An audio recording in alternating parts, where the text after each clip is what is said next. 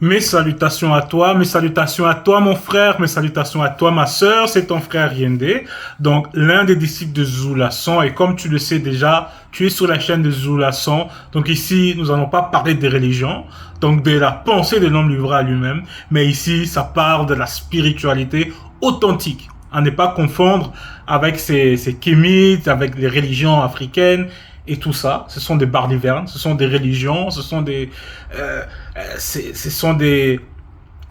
pensées des hommes livrés à eux-mêmes, donc inspirés par le monde occulte. Donc ici, nous allons lire donc Kalatambale, donc le récit authentique, donc le livre de la vérité, sans erreur, sans contradiction, sans de Dieu m'a dit, Dieu m'a mis dans le cœur. Ici, nous allons parler avec des preuves à l'appui. Mais avant de recevoir l'enseignement, parce que nous allons recevoir un enseignement et moi j'ai l'honneur de vous exhorter, il y a l'introduction, donc je viens juste après.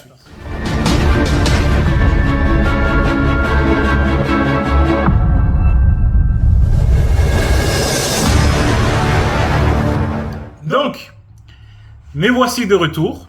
Donc, comme tu le sais, comme je le dis à chaque fois, tu as les libres arbitres, donc tu n'es pas obligé de te procurer Kalatambale. Donc, c'est selon ton bon vouloir. Mais si tu veux connaître la sanctification de tes trois êtres, ton salut, il est fortement recommandé de te procurer Kalatambale si tu as les moyens. Parce que c'est le livre de la vérité. Et si tu aimes la vérité, ben, tu vas t'attacher à la vérité. Tu vas lire la vérité. Tu vas passer ton quotidien à t'occuper des choses qui ont un lien avec la vérité, des choses qui vont pouvoir te faire grandir dans la vérité, qui vont pouvoir te procurer ce bonheur, ce moyen de connaître la sanctification de tes trois êtres. Donc procure-toi Kalatambale et les autres rouleaux qui en font partie. Aujourd'hui, nous allons lire dans Mutatedi, non pas Mutatedi l'entité qui guide et qui intronise les initiés, mais Mutatedi par Monmon. Donc Mutatedi par Monmon, et c'est la page 470. Donc la page 470. Et le titre, c'est quoi? C'est l'orientation à l'ouverture de la sagesse. Parce que ici, on t'oriente vers la sagesse. Donc on t'ouvre ce qui doit être ouvert pour te mener là où il y a la sagesse, pour te mener là où il y a la crainte du respect qui est dû à l'Oba. Et aujourd'hui, nous allons lire au chapitre 1, à partir du verset 1. Et le titre ici, c'est quoi? C'est le mystère de la sagesse. Donc ce que tu ne connais pas, ce qui est mystérieux pour toi, ce qui est caché pour toi. Et si c'est caché, si le titre c'est caché, est-ce que après la lecture, on va réellement comprendre? Parce que le titre c'est toujours le mystère de la sagesse. Mais nous savons bien que celui qui a les clés, les mystérieux, qui a les clés de tout, qui a accès à tout, est parmi nous, donc Zulason. Et nous allons recevoir ce dont ce qui est nécessaire de recevoir en ce moment, ce qui a été permis de recevoir en ce moment-là. Mais comme vous le savez, c'est le mystérieux qui peut vous permettre de comprendre cela. Parce qu'il ne fait que un avec le Verbe, il ne fait que un avec Tété, donc l'Oba, le seul unique créateur. Au verset 1, il est dit, la manifestation de la sagesse vient de la manifestation de la volonté et de l'Oba et sa manifestation dans l'existence non visible et l'entité de la sagesse. Une phrase pareille, vous n'allez pas entendre dans ce grimoire-là, dans la Bible, où on dit « Mon Seigneur, c'est si, l'Éternel et les Elohim », mais ici, on voit que derrière ces phrases, il y a la connaissance, il y a la pureté, il y a la vérité. Et ici, on nous fait comprendre que la manifestation de la sagesse, parce que nous savons que ce qui est manifestation, c'est de faire apparaître, c'est une action à présenter quelque chose à quelqu'un, de mettre à la vue. Donc ici, on parle de la manifestation de la sagesse, vient de la manifestation de la volonté de l'Oba. Et sa manifestation dans l'existence, dans le non visible, c'est l'entité de la sagesse. Et cela ne veut pas dire que les autres entités ne sont pas sages. Mais néanmoins, on parle du grand ordre des choses, donc il y a un ordre à tout. Et quand tu vas voir l'entité de la sagesse, tu vas voir cette émanation, cette apparition de la sagesse, donc du moins de la manifestation de la sagesse, et qui vient de la manifestation de la volonté de l'Oba. Verset 2, qui pourrait compter le goutte des pluies, les graines du sable de l'océan, ou l'établissement mystérieux de l'entité de l'éternité. Donc ici, dans cette réalité du visible, il y a certains corrompus qui vont te parler du Big Bang, qui vont te parler de l'expansion de l'univers. Mais est-ce que ils peuvent même répondre à cette question, qui est pourtant simple? Ça dépend où est-ce qu'on se place. Pas pour nous. Où il est dit, qui pourrait compter les gouttes d'eau et les grains de sable de l'océan ou l'établissement mystérieux de l'entité de l'éternité? Donc, qui peut compter déjà ce que tu peux voir avec tes propres yeux? Donc, les gouttes de pluie, parce que tu peux voir la pluie. Les grains de sable de l'océan, est-ce qu'ils connaissent le nombre des grains de sable dans l'océan? Les gouttes de pluie.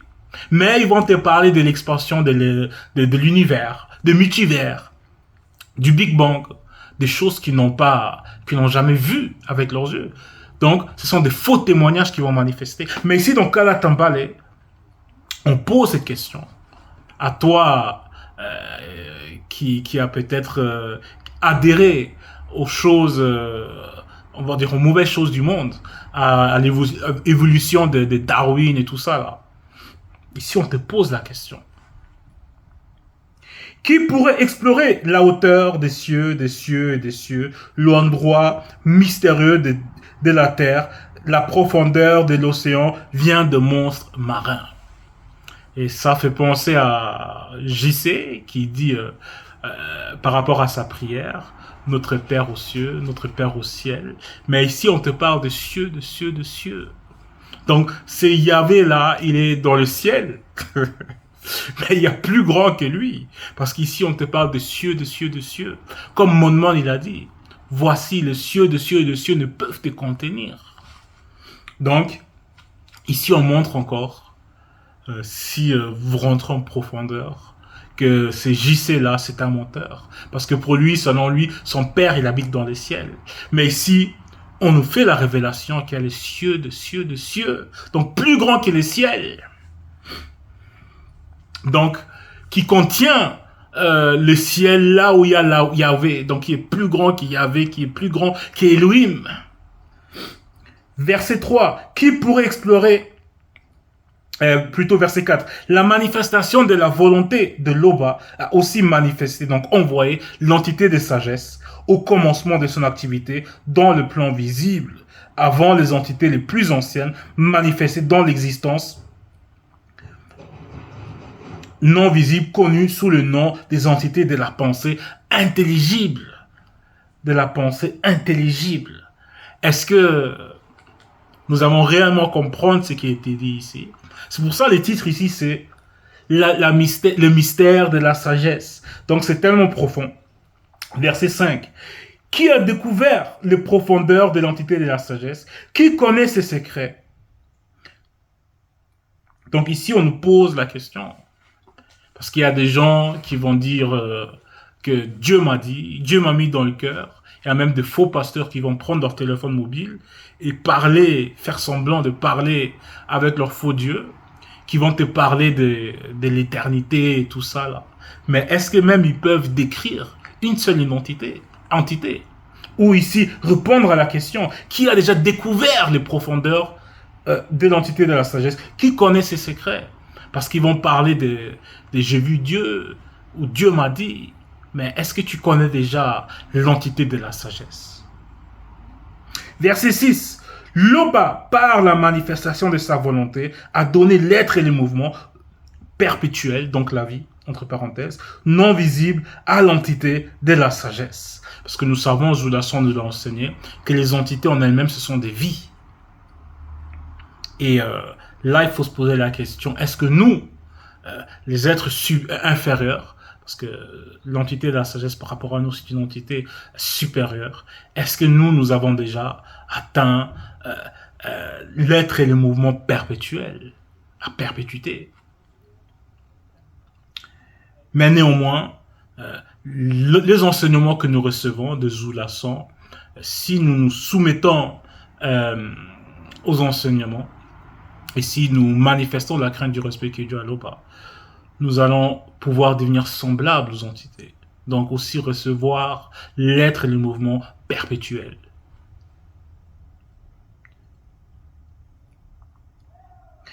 Verset 7. C'est par la manifestation de sa volonté que l'Oba a initié et manifesté l'entité de la sagesse par la manifestation de sa sagesse.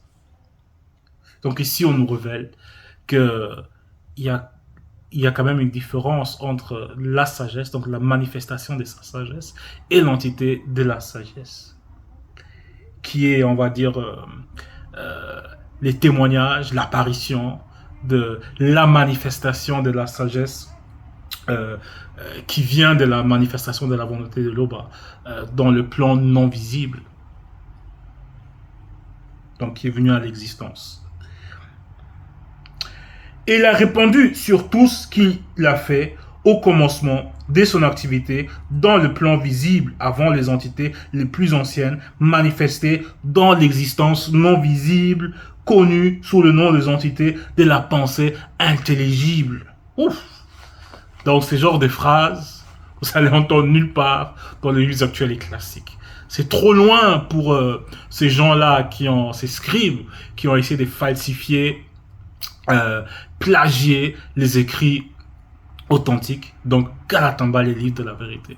Donc ici, c'est tellement profond, un langage tellement intelligible que c'est mystérieux. Verset 8, il a permis qu'il soit donné certains de ses nombreux fruits à tout initié. Verset 9, mais avant ça, il y a le titre qui dit « Reconnaître la manifestation de l'autorité dès la manifestation de la volonté de l'Oba ». Au verset 9, il est dit « La crainte du respect qui est due à l'Oba et la gloire et la fierté, joie et couronne d'allégresse. » Donc, celui qui manifeste la crainte du respect qui est dû à l'Oba, donc celui qui va se soumettre, donc celui qui va prendre, qui va comprendre que c'est à son propre avantage, que c'est pour ton bien, mais il va proclamer ce genre de phrases, parce que c'est ta gloire d'être soumis à la vérité. C'est une fierté de respecter les recommandations que nous recevons. Donc, c'est une joie, une couronne d'allégresse. C'est quelque chose qui te procure le bonheur. C'est quelque chose qui te procure le bonheur à perpétuité. Verset 10. La crainte du respect qui est due à l'Oba réjouit la conscience du cœur, donne joie, gaieté et longue existence. Donc, la vie sans fin. La vie sans fin, l'être et le mouvement à perpétuité. Donc, quelque chose qui ne s'arrête pas, le bonheur total. Donc, si tu vas comprendre ce mystère-là, si moi je veux comprendre ce mystère-là, si on comprend réellement, mais on va comprendre que la crainte du respect qui est due à l'Oba, c'est quelque chose de merveilleux. Et en ce moment-là, mais tu ne vas plus pécher, tu ne vas plus te détourner de la loi, parce que tu vas mener la vie de l'esprit et ça va être naturel pour toi. Verset 11. Tout ira bien pour celui qui craint l'Oba de la crainte du respect qui lui est dû. Et au jour de son déplacement du visible, il sera uni. Parce que beaucoup de gens, comme je l'ai déjà peut-être laissé entendre pour certains, vont croire que c'est soumettre au verbe de Tété, respecter les recommandations, tu ne dois pas faire ci, tu ne dois pas faire ça, mais c'est quelque chose de négatif, c'est quelque chose qui peut t'empêcher à réellement t'épanouir. Mais ici, on te fait comprendre que tout ira bien pour celui qui craint l'Oba, de la crainte du respect qui lui est dû. Et au jour de son déplacement du visible, il sera uni. Parce qu'il y a une différence, c'est que l'homme livrera à lui-même, il veut, et c'est dont tu as réellement besoin. Il y a une grande différence entre les désirs de l'homme livré à lui-même et les besoins. Et ici, le Verbe te procure ce dont tu as réellement besoin. Parce que le Verbe nous connaît, le Verbe te connaît. Il sait ce dont tu as besoin pour connaître le bonheur. C'est pas forcément ce que tu veux qui va te donner le bonheur. Verset 12. Le commencement de la sagesse, c'est la crainte du respect qui est due à l'Oba. Pour les initiés, Mutateli, donc l'entité, a été là lors de la formation dans le sein maternel. Donc le commencement de la sagesse, parce qu'il y a beaucoup de gens qui vont dire qu'ils sont sages, mais le commencement, tout début à la sagesse, c'est de manifester la crainte du respect qui est due à l'Oba. Parce que dans cette réalité du visible, il y a beaucoup de gens qui vont prétendre être sages, intelligents et tout ça, mais ils vont pas manifester la crainte du respect qui est due à l'Oba. Donc ils vont pas connaître l'être et le mouvement perpétuel. Donc en réalité, est-ce qu'ils sont sages? Ils sont plus sages que ceux qui ont peut-être moins de renommée parmi les non-initiés, rebelles, les blancs et les sans-mêlés, mais qui vont connaître l'être et le mouvement perpétuel, que ceux-là qui vont s'asseoir devant le plateau télévisé et qui vont raconter des balivernes. Oui, l'univers est en train de... Il y a l'expansion de l'univers, le Big Bang, l'univers illimité et tout ça. Donc, ou que l'homme de sang vient du singe et tous ces balivernes. Mais ici, on nous fait comprendre que le commencement de toute forme de sagesse, c'est la crainte du respect qui est due à l'Oba. Donc la soumission, donc être à l'écoute de ce qui vient du verbe de tété. Parce qu'il y a tout dans le verbe de tété. Et c'est laisser enseigner. Et c'est là que tu deviens sage. Parce que la sagesse vient du verbe de tété. Le commencement de la sagesse, c'est la crainte du respect qui est due à l'Oba. Pour les initiés Mutateli, donc l'entité a été là lors de la formation dans le sein maternel.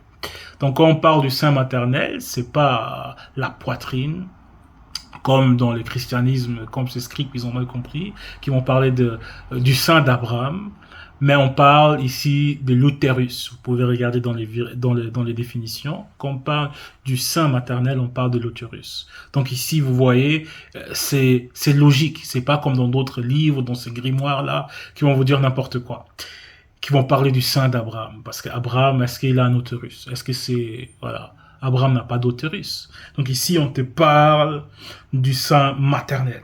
Verset 13. Parmi les initiés, elle fait aussi sa réputation. Avec leur descendance, elle restera fidèle. La plénitude de l'initiation de l'entité de la sagesse, c'est la crainte du respect, qui est due à l'Oba. Elle remplit les initiés de certains de ses nombreux fruits. Donc la plénitude. Donc, en fin de compte, la sagesse, c'est la crainte du respect qui est due à l'Oba. C'est ça aussi la sagesse. Si tu es sage, si tu crées l'Oba de la crainte du respect qui est due à lui, mais tu vas connaître l'être et le mouvement perpétuel. Verset 15. Leur maison tout entière, Mundi Maimbu, donc l'entité de la saison, l'a remplie de ce qu'ils désirent, et leur grenier, c'est produit, donc de ce qu'ils désirent, donc de ce que l'homme spirituel désire, donc de ce que l'homme qui marche selon l'esprit désire. Il ne sera pas dans le monde. Non pas ce que l'homme livrera lui-même veut, du n'importe quoi, les mauvaises choses selon le visible, mais ce que l'homme spirituel désire, et il ne manquera de rien. Donc, c'était les mystères de la sagesse, donc un livre mystérieux, un chapitre mystérieux. Et ici, le but c'est quoi? C'est l'ouverture de... donc c'est un moyen de nous préparer pour la sagesse, donc de manifester la crainte du respect qui est dû à l'Oba. Et ici, on ne peut que reconnaître la grandeur de cette vérité-là, qui n'a rien à voir avec les Bibles actuelles et classiques. Parce que ici, on a entendu un fragment de cette intelligence mystérieuse, de cette sagesse mystérieuse qui émane du verbe de tété. Donc l'Oba est constamment glorifié, il en peut être autrement.